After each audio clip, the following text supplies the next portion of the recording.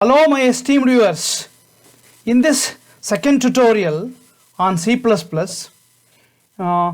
we intend to get tuned with C++ in a rudimentary style of programming, that is fundamental style of programming or primitive style of programming, and this is also intended to become very thorough with C++ programming, simple programs, writing simple programs in C++ using its rudimentary styles and rudimentary syntaxes, and in essence this tutorial is C++ programming minus object oriented style.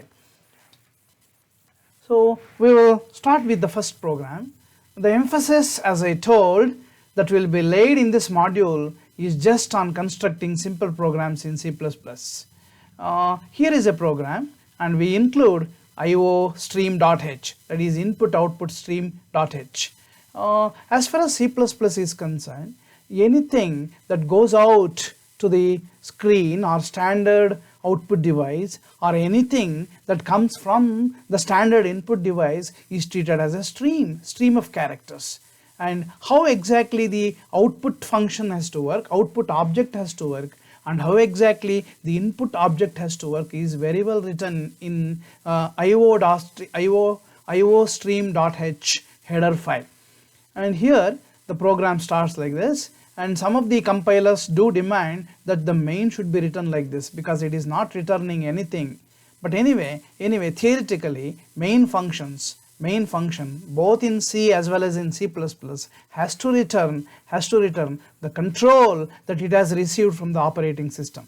Here a variable called num is initialized to 2 and it is multiplied by 3 once again. So here we have used composite assignment operator or compound assignment operator, that is num equal to num into 3, and cout, we have written cout in place of printf in C. Here we have cout. Cout would mean console out. It's an object.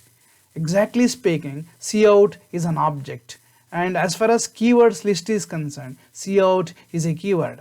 As far as its function is concerned, it's an object, and it has to carry on with it and what is called as insertion operator. Cout should always be followed with the insertion operators, which is with 2 lesser than symbols, and this insertion operator will insert whatever that is written in front of it, that is here number upon tampering. Okay, it's a literal constant. This will be written, and later on after this equal sign number, the value of this particular variable will be just written in front of that. And here we have declared a variable. So this is the facility that is provided by C++. In case of C, we need to declare any and every variable right in the beginning of the program. That is also called as housekeeping there. But here anything, if we feel like using a new variable, it can be declared. That means wherever the necessity arises, the variable can be declared, and here it is declared as well as initialized. It is initialized with the number, that is number 1 will be initialized with 6. Then number 1 equal to number 1, that is will be printed. Number upon tampering equal to 6, tampering means changing, equal to 6, and number 1 remains to be 6. A variable is declared in the midst of the program. This is the facility that is extended by C++. So example 2, in this example once again we will look into certain things, okay, exactly how it works in C++. Here we have included iostream.h and we have taken double. And double could have been written as float also. So it comes with double precision, sum equal to 0 and fnum. Enter the first number. So cin, and this is the input object. Cin, console input operator. And this is defined, this is an object which is defined in istream.h, as well as cout is defined in, cout has a class named ostream class. This is an object of ostream class. This is an object of istream class. Okay, therefore how the class is to be defined and what do we mean by a class, everything will be explained when we take on to object oriented program. Till then we will just hold on. Okay, cin is an insert, it follows the insertion operator, extraction operator, because whatever that is there in the variable will be extracted and will be taken to memory. It will enable the memory to fetch f number. Therefore it extracts the content of f num, okay, the variable, therefore the name.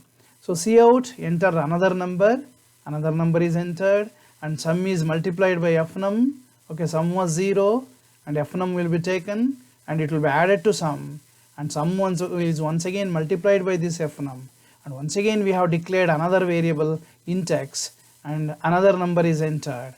Okay, and it is entered by the user, and here since x happens to be an integer, here sum is a float, over here, therefore it is converted into float. Therefore this is called as typecast operator, and this is the way we need to write typecast operator. Now the entire x will also turn into a float kind of a value, and it will be added, and what we get is the sum. Finally what sum has in its store is sum. Okay, the output is written over here. Enter the first number 10, okay, enter the second number 2, 10 is multiplied by 2, enter another number 3, it will be added, this comes as an integer, it will be added, it will be converted into float by typecast operator, and then the answer is gotten. We will just move to decision control constructs in C++. The decision control constructs will come with the same kind of the syntax as it was in C, and there are no changes whatsoever. Therefore here once again, in order to have a grasp of how exactly we can use decision control constructs in C++, we have done few programs. Include input output stream.h, conio.h, probably we are using getch over here, and process.h we are using exit 0. Okay, and whatever the new object or new functions to be included, and C++ demands the corresponding header file to be included over here. Therefore it is also called as prototypic language. Okay, it needs prototypes wherein the objects defined over here it will come up with the associated classes. Okay, so now once again I repeat, there is no need to confuse about this classes and objects till we take on to object oriented programming, and when we take on to object oriented programming, everything would become clear. So 3 variables are declared. Enter the 3 sides of a triangle. So 3 sides are taken by the extraction operators. Whatever that is in A, whatever that is in B, whatever that is in C will be extracted. The numerical values will be extracted and placed in the memory locations called A, B and C respectively. And we will put up a condition over here in order to verify whether a triangle can be formed. If A, the third side, is greater than or equal to B plus C, or the B greater than or equal to A plus C, and C greater than or equal to A plus B, triangle cannot be constructed. For example, if A is 10 and B is 4, C is 4, we cannot construct the triangle. If A equal to 10, B equal to 5 and C equal to 5, then also we cannot construct a triangle, because the arcs will never cut. We will draw a line equal to 10 centimeter, let us say, and we will take the compass with 5 centimeters each, and we will try to draw the arcs. They will never cut. Therefore the sum of the 2 sides should always be greater than the third side. This is the condition. If this condition comes true, and you have to look into this particular syntax, it is very similar to C, that is to be noticed. The other things you can just go through, have a courtesy look. Slash-n can be used, and it will leave a line, empty line, and triangle cannot be formed will be printed. Once again there will be an empty line.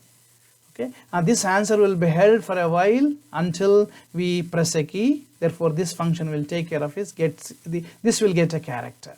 Then the program will be exiting, the control will be exiting, and it will be given back to the main function. This program reads lengths of 3 sides of a triangle, verifies whether a triangle can be constructed. It also determines the type of the triangle. Okay, now if this condition doesn't come true, then the triangle must be constructed. Okay, the triangle can be constructed. Okay, now we will classify the triangle depending on several conditions. Okay, if A equal to B and B equal to C, then the triangle is equilateral. Else if A equal to B or B equal to C or C equal to A, the triangle is isosceles. Else if A square plus B square equal to C square or B square plus C square equal to A square or C square plus A square equal to B square, the triangle should be right angled. Else the triangle is scalene. Okay, we have written in the similar way, okay, as we wrote in C programming tutorial. It's only for the sake of completeness, that's all. Okay, right. Anyway, this enter the three sides of the triangle 12, 4, 4. So 12 is definitely bigger than 4 plus 4, therefore triangle cannot be constructed. Example 4. This example finds the roots of a quadratic equation of the form ax square plus bx plus c. The condition is it should be of this form. That means none of the coefficients should become 0. Okay, this is the equation that should be solved, and this is a typical question, okay, which involves with several if conditions and math file, and of course the equation has its roots depending on the value that is carried by discriminant.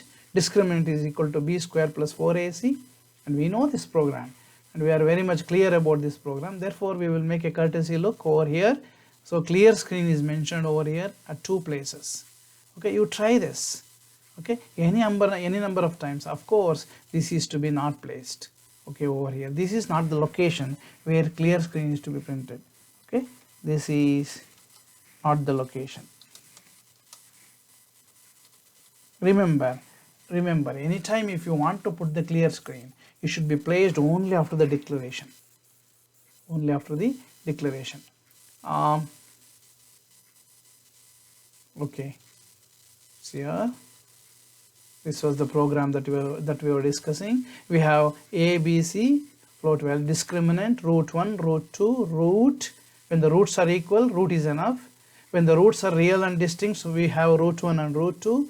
When the roots turn into complex roots, we have a real part and we have imaginary part.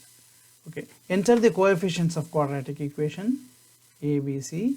Okay, then if A equal to 0 or B equal to 0 or C equal to 0, it doesn't satisfy the format of the equation that is anticipated from the user. Therefore equation not possible. Else if this is not true, that means A is not equal to, any of the coefficients are not equal to 0, then this control will be passed over here into the else block. Discriminant is calculated, b square minus 4ac. If discriminant is greater than 0, the roots will be real and distinct.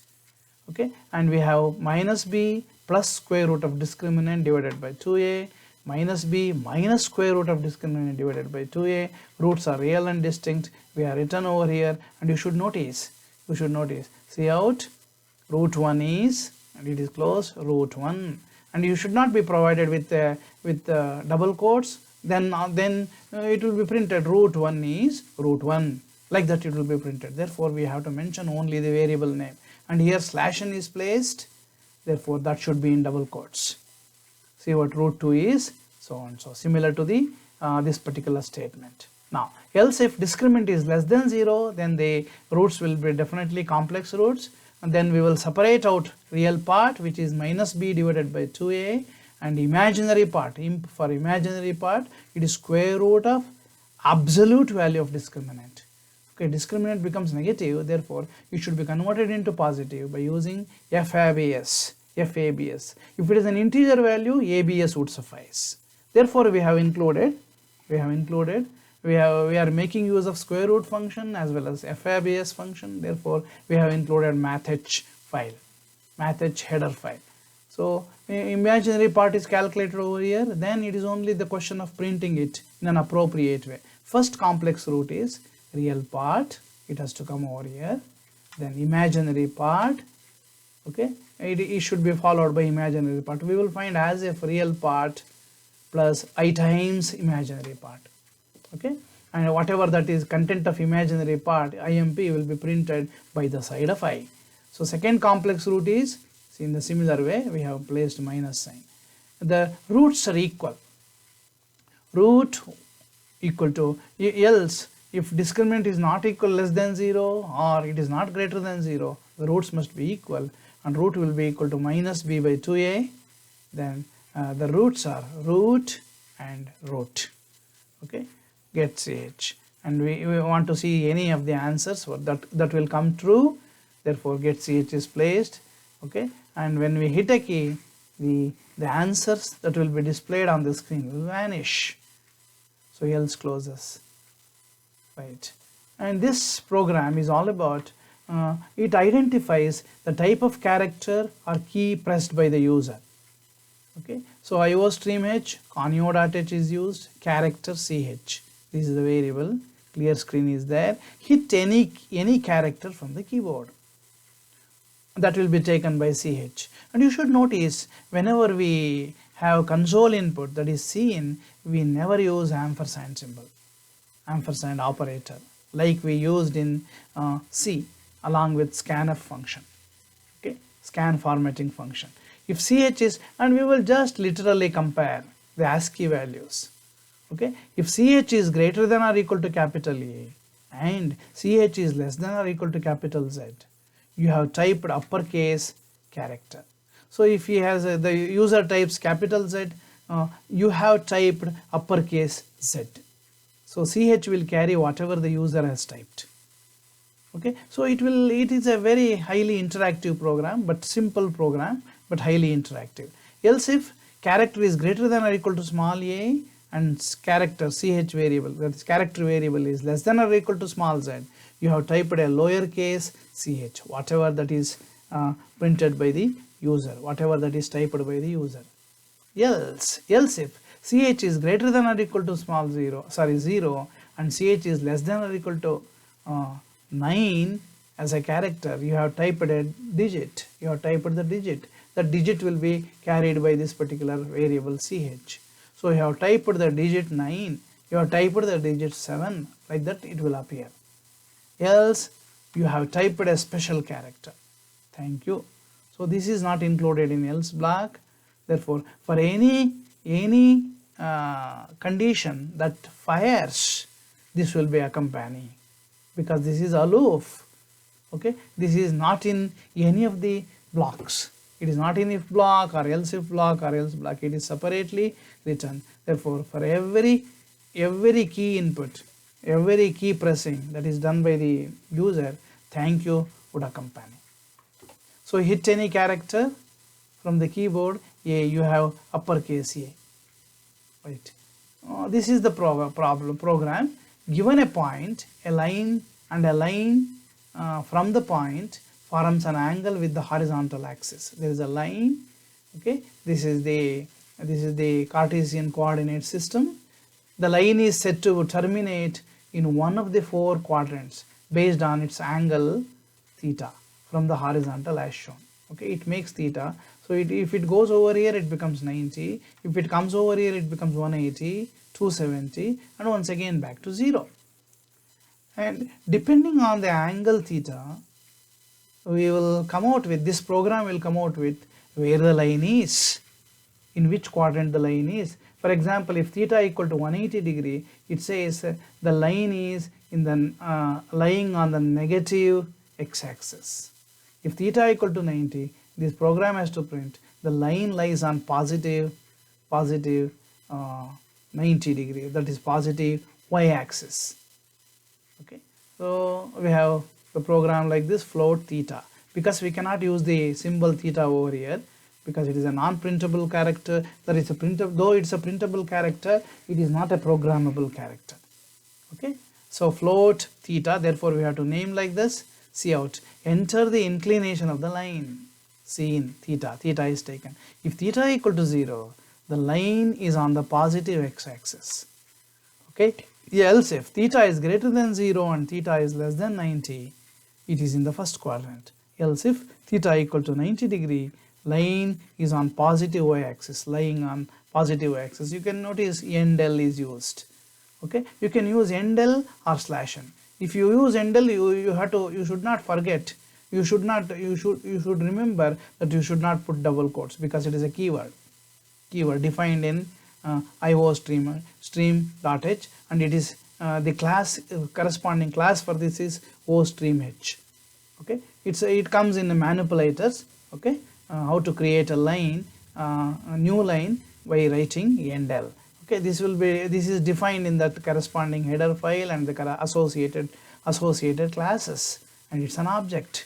So okay, endl, this will create a new line.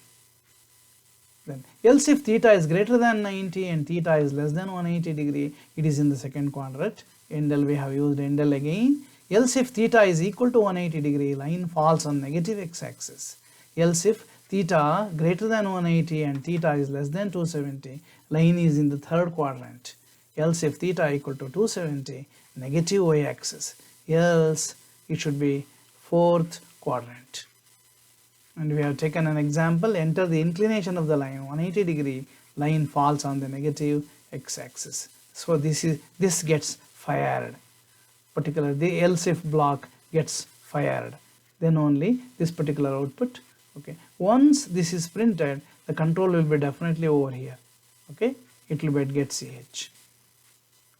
This program computes the commission to be given away to salesman depending on the sales he or she has made. Sales and commission, there are some set of rules. If it is less than 1 lakh, no commission. If it is between 1 to 3 lakhs, 8% of the sales. If it is between 3 to 5 lakhs, 8% up to 2 lakhs and 10% for the excess. Okay, if it is from 5 to 10 lakhs, 9% up to 5 lakh and 12% for the remaining. And if it is greater than 10 lakh, then it is 10.5% of the entire sales. Anyway, those are all the list of conditions, and we will see how exactly this can be programmed. Float sales and commission, clear screen. Enter the sales amount in lakhs. So the user will enter something.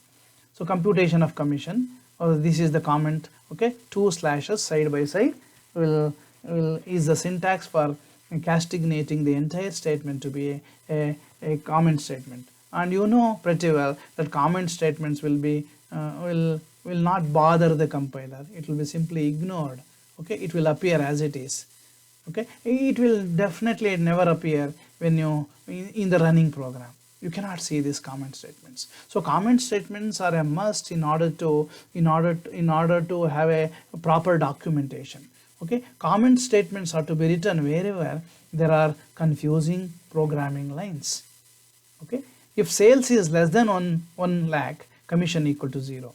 Else if sales is greater than 1 lakh and sales is less than 3 lakhs, then commission is to be computed like this. Sales into, it is 8% of the sales, therefore sales into 8 divided by 100.0. Anyway, no mistakes will be committed even if you make it as 100. Okay, because the multiplication and the division have the same priority. Okay, sales is a float kind of a variable, therefore entire expression will be turned into a float kind of a value. But as a fact of safety, it's better we mention either here or here, and we have to show that it is a float number. Okay, else if sales is greater than 3 lakhs and sales is less than 5 lakh, okay, commission is 8% up to 2 lakhs, and for the remaining, that is sales minus 2 lakhs, it is 10%. Okay, it is 8% up to 2 lakhs, and for the remaining means sales minus 2 lakhs, it is 10%. Else if sales is greater than 5 lakhs and sales is less than 10 lakhs, commission is 9% up to 5 lakh, that is 5 into 9 divided by 100. Okay, and then for the remaining it is 12%. The remaining is here sales minus 5 lakhs. Else the commission equal to sales into 10%, 10.5%, whatever the sales, that is beyond 10 lakhs. Okay, so sales into 10.5 divided by 100. Therefore, see out sales done equal to sales in lakhs. Okay, sales will be printed over here, and just which will be followed by lakhs, the unit of currency and unit of the money. Commission equal to is written like this, and in front of that commission the variable is written and endl is written over here. Okay, when it is worked, it will be, when it is with a typical example, it is showing a value like this. Enter the sales amount in lakhs, 6.27. so 6.27 comes over here. So up to 5%, up to 5 lakhs it is 9%, plus for 1.27 lakhs it is for 1.27 lakhs it is 12%. So it amounts to be 60 lakhs. Okay, this is switch case, use of switch case default construct similar to C, and we have taken a program, we have taken a problem wherein the program identifies whether a given alphabetic character is a vowel or a consonant. The user will give an alphabet, some character from the keyboard, okay, that is designated to be taken by a variable called ch, and type an alphabet. This is the request that is made by the program, and whatever the user enters, whatever the key he or she hits will be taken and it will be available in ch. Now we will put up the condition, because ch can take many values and it is a character type of a variable, and we will still recall the memory that switch case construct is to be used whenever a character variable or an integer variable, a character expression or an integer expression taking many values and decisions are to be many. In that case we have to use switch case construct, and it could be capital A, it could be small a, it could be capital E, small e, capital I, small I, capital O, lowercase o, uppercase u and lowercase u. And under this if, with this if we have used is alpha ch, it will question, is it an alphabet? If it is true, then the control will come over here. In order to make this particular function to work, we have included character type.h header file. Okay, this is a must. This is a must. So now whatever the character used by pressed by the user will be filtered, and if and only if it is an alphabet, the control will come over here and it will flow like this, and it will let us say the user has pressed capital U, then the control will come over here, this will become true, it will move over here further and this will be printed. So therefore the user can press capital U or small u. So also in all other cases of vowels, cout ch is an vowel. If it is a is an vowel, capital A is an vowel, U is an vowel, something like this. And L break, and cout otherwise ch, it is a consonant. Okay, and if the user has typed anything other than an alphabet, it will be taken care by this else. Okay, else block, cout not an alphabet, a printable special character ch. Okay, so this program is worked, and here we stop. And if you are liked this explanation and this tutorial, kindly subscribe to my channel. Okay, in the next tutorial we will come out with what is called the use of iterative constructs in C++ and how exactly we can construct programs. Okay, like this we will proceed towards object oriented programming style in the increasing order of proficiency, without leaving the fundamental kind of programming with C++, just like C, so that this tutorial should be easily understood by anybody or any respected viewer who doesn't have the concept of C programming. Okay, in that sense these particular tutorials are mounted. Okay, with this I conclude.